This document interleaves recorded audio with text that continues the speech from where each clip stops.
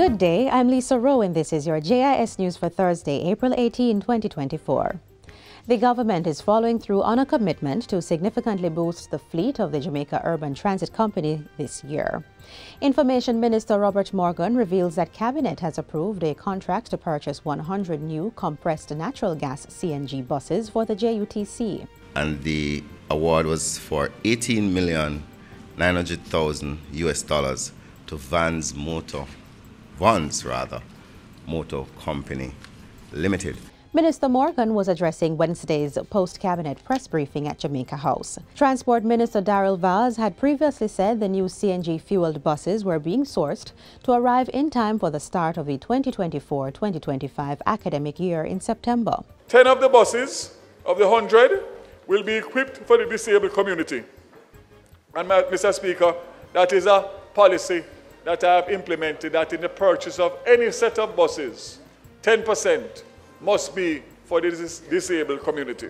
The buses are to form part of the 300 mixed energy units that the government will be acquiring over the next 3 years to boost the state-run JUTC's fleet and address needs in the public transportation system.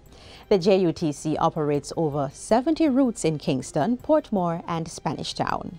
State Minister for National Security Juliet Cuthbert-Flynn says her ministry is committed to stemming the flow of illicit firearms and ammunition.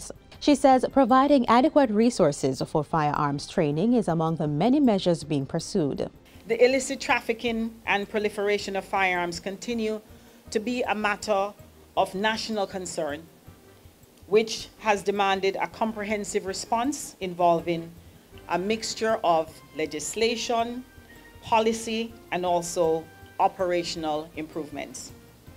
At the national level, steps have also been taken to strengthen the legislative framework governing the regulations of firearm and ammunition through the passage of the new Firearms Prohibition, Restriction and Regulations Act in 2022.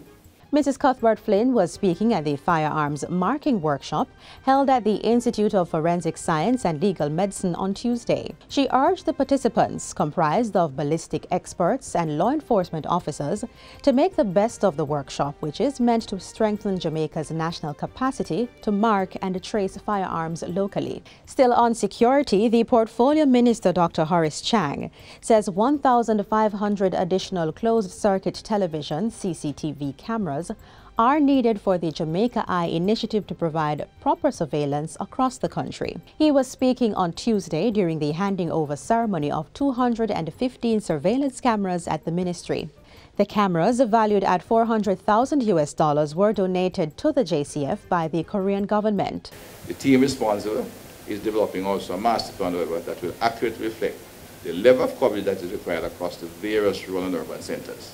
So we look forward to further cooperation, although we are committed to getting where we're going. Scoping activities are underway, however, and we anticipate that some 1,500 additional cameras will be required to cover the critical points across the island. There may be more for other activities, well, for supplementary activities designed to give a completeness.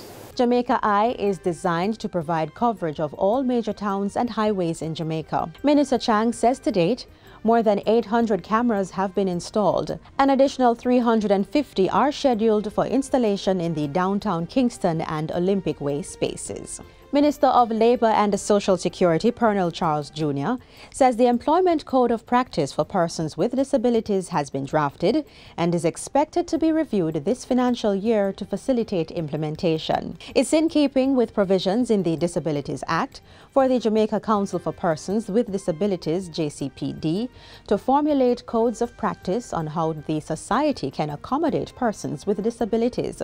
The code will provide a valuable source of guidance for employers in learning, in understanding how to treat and how to relate with persons with disabilities from the point of recruitment to that of retirement. Minister Charles Jr. also warns against discriminating against persons with disabilities.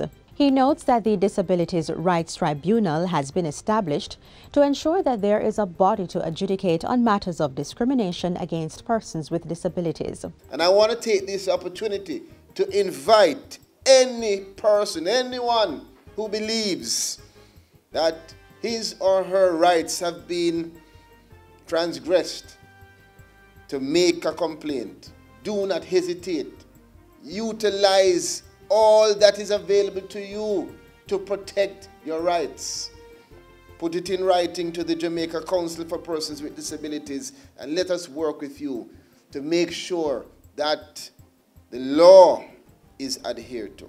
The minister was speaking at the 6th Regional Disability Studies Conference held at the University of the West Indies Regional Headquarters in Kingston on Tuesday. The Ministry of Education is increasing its efforts to attract and retain more primary school mathematics teachers to improve student performance in the subject. State Minister Marcia Smith made the assertion during the Mathematics Teacher of the Year and the Jamaican Mathematical Olympiads Awards ceremony held on April 15 at the Uimona campus in Kingston. She says the ministry and the teacher training colleges will partner to enhance the programs they provide and expand the teaching and learning possibilities. Despite mathematics being an important subject, poor and underperformance has been reported in many countries, including our own. To help in this regard, the Ministry of Education and Youth Mathematics Unit has been working through a series of workshops and seminars to change the experiences that students have with the subject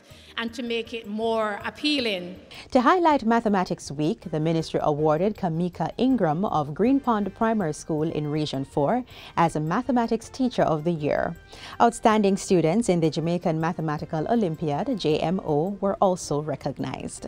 And finally, students getting ready for the upcoming Primary Exit Profile PEP exam can now gauge their readiness through a new app. The Connect to Higher Education Electronic Tools Application and Help Cheetah software was developed by a team of educators in partnership with the Ministry of Education and the Development Bank of Jamaica. It is designed to help grades 4 to 6 students practice for the PEP exam.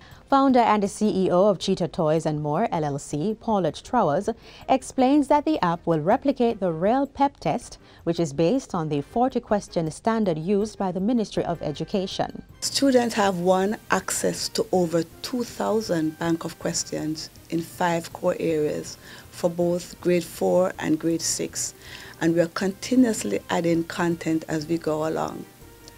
In addition to the access, they could actually do 3 different types of tests. They have the ability to do practice tests, they could do a diagnostic test first, which is what we recommend, and they could also do a final test. The product was launched during a recent JIS think tank session. Users can download the app for free from the Google Play Store until the end of May, after which a monthly fee will be required. And that's it for JIS News Today. I'm Lisa Rowe. Thanks for watching.